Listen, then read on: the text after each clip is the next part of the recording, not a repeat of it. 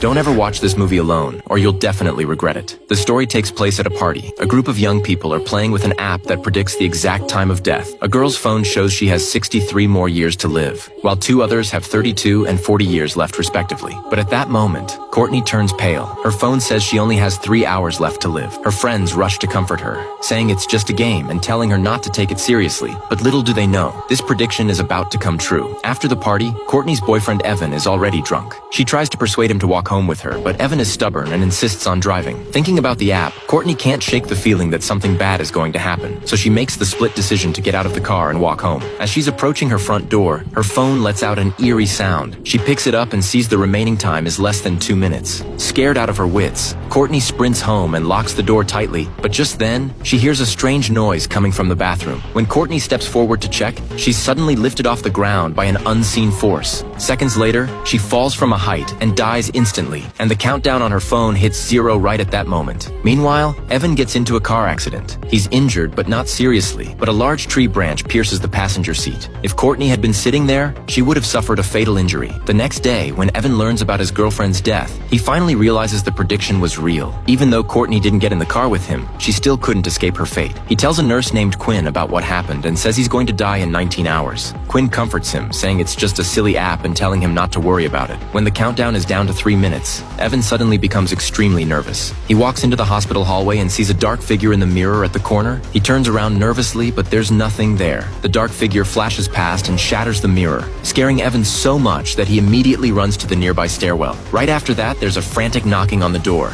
as if someone is trying to get in. The moment Evan steps back, all the lights in the stairwell suddenly go out. He takes out his phone and sees the countdown is down to 1.5 minutes. He panics completely, desperate to get out of there, but the door won't open no matter how hard he tries. Then he hears footsteps coming from downstairs. Evan quickly leans over the handrail to look down. The footsteps are getting closer and closer, making his heart race, but they suddenly disappear. Just as Evan is searching around, he hears a noise from upstairs. He shines his phone light up there and finds the person is actually his girlfriend, Courtney.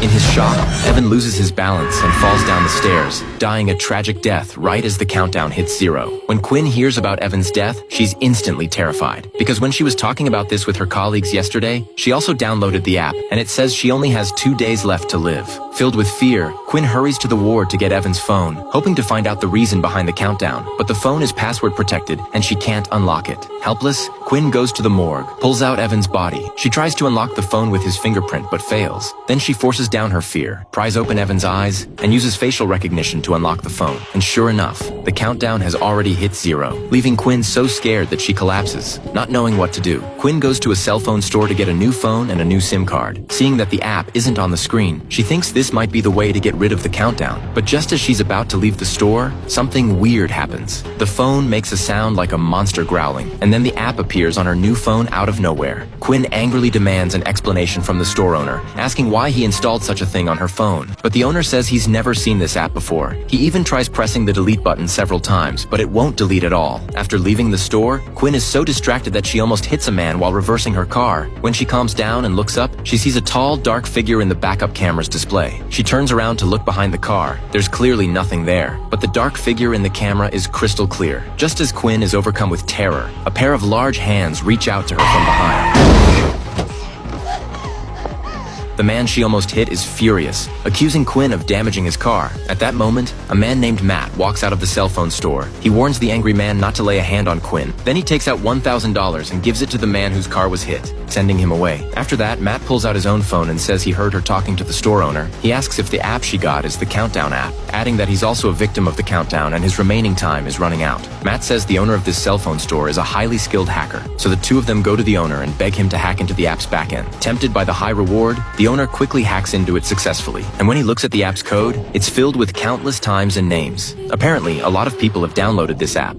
Quinn asks the owner to modify the countdown time for both of them, and it actually works. With the crisis averted, both of them let out a sigh of relief and let go of their previous worries. Quinn takes the initiative to invite Matt to stay at her house for the night, wanting to see if anything will happen that night. The two of them pour their hearts out to each other and fall asleep in each other's arms. In the middle of the night, the lights in the room flicker a few times and then go out suddenly. Quinn wakes up right away and sees Matt holding her beside her so she doesn't feel scared. At that moment, a shadow appears at the door and flashes past. Quinn quickly calls out to Matt beside her, but to her surprise, Matt pushes the door open and walks in, asking her what's wrong.